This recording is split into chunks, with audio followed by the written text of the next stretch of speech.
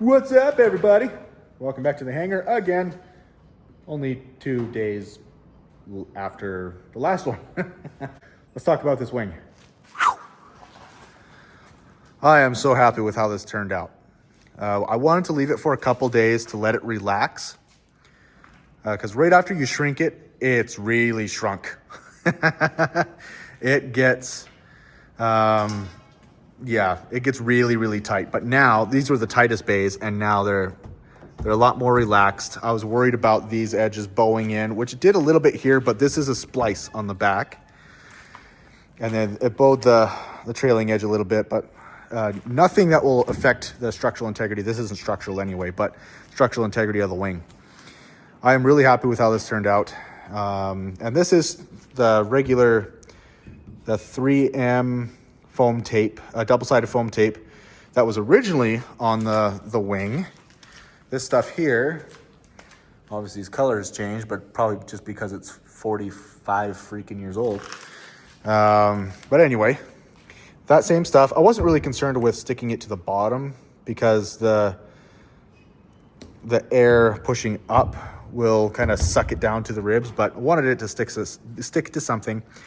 But the more important part was the underside stuck to the ribs, and the underside is, as well, all done.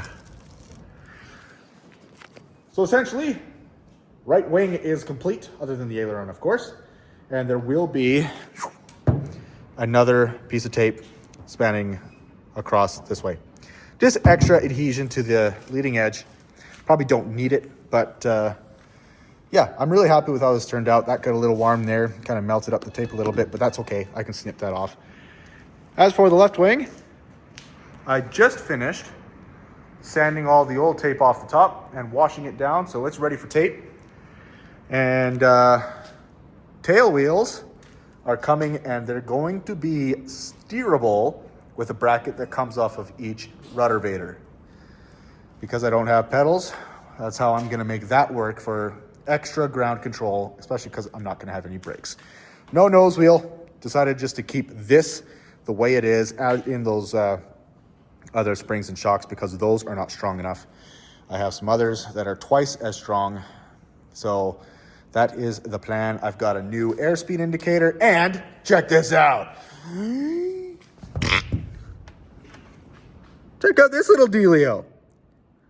Those of you who know what this is already, but look, here's my hand. I do not have big hands, but this is a Radiant Instruments altitude indicator and VSI. Check it out. It's got barometric pressure control using the up and down buttons. You just change it. And my field elevation here is 3320. So leave it. We'll see if it changes drastically, which it does. So around the 29 87 barometric pressure. And then, yeah, there's your dial, your vertical speed, a digital vertical speed, and digital altimeter. This thing is awesome. It's all self-contained, and it's battery rechargeable. It's 99 bucks US, guys.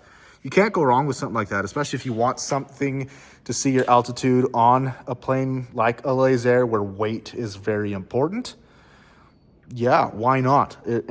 But even for Canadian guys like me, this was, wow, with exchange rate and customs fees and all that jazz, it ended up being more like 200 bucks by the time it got to me. But yeah, I was very impressed with what this is and how much it costs.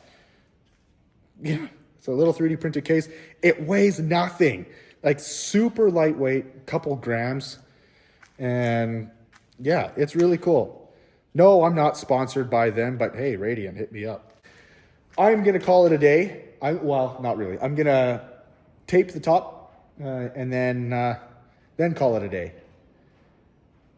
And then this weekend, hopefully, that wing's done too.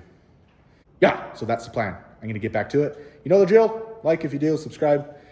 Come join me on my next adventure. This is gonna be flying soon. I can't believe it. Ciao.